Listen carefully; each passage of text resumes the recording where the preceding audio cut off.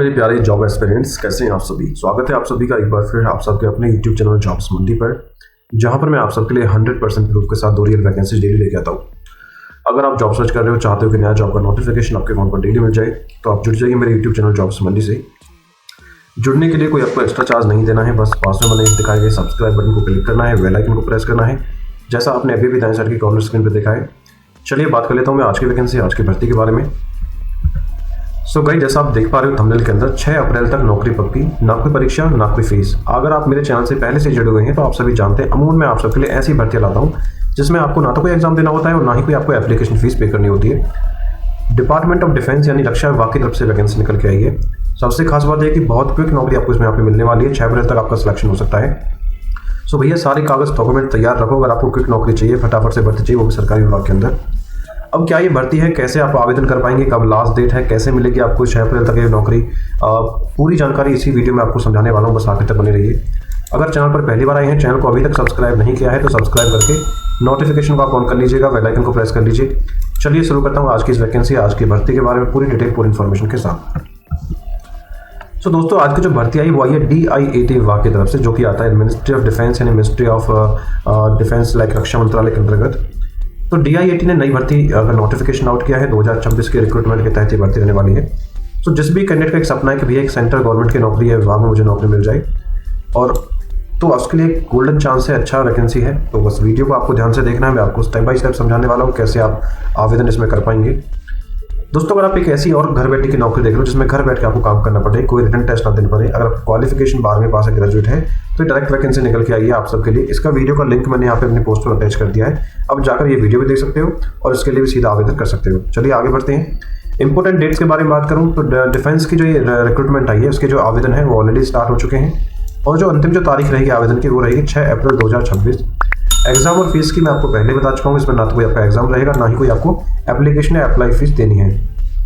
अब बढ़ता हूँ आगे एलिजिबिलिटी क्वालिफिकेशन के बारे में। अगर आपने ग्रेजुएशन पास किया किसी भी स्ट्रीम से, लाइक BA किया है, BCom किया है, BSc किया है, BBA किया है, BCA किया है, तो आप असिस्टेंट जनरल एडमिनिस्ट्रेशन पद के लिए आवेदन कर सकते हो। इसके साथ साथ अगर आपने ग्रेजुएशन की है और आपका जो सब्जेक्ट रहा है वो रहा है लाइब्रेरी साइंस, तो आप लाइब्रेरी असिस्टेंट पद के लिए आवेदन कर सकते हो।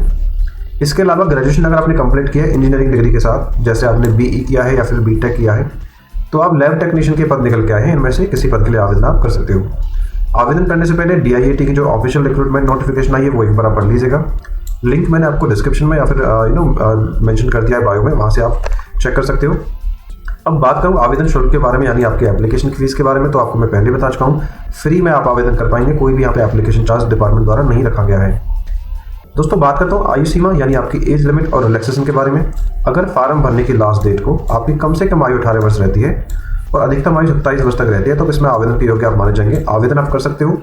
इसके साथ साथ गवर्नमेंट आपको रिलैक्सेशन देने वाली है। इसका मतलब है कि आपके अधिकतम आयु में छूट आपको किसको मिलने वाली है, उसके बारे में बात कर लेते हैं।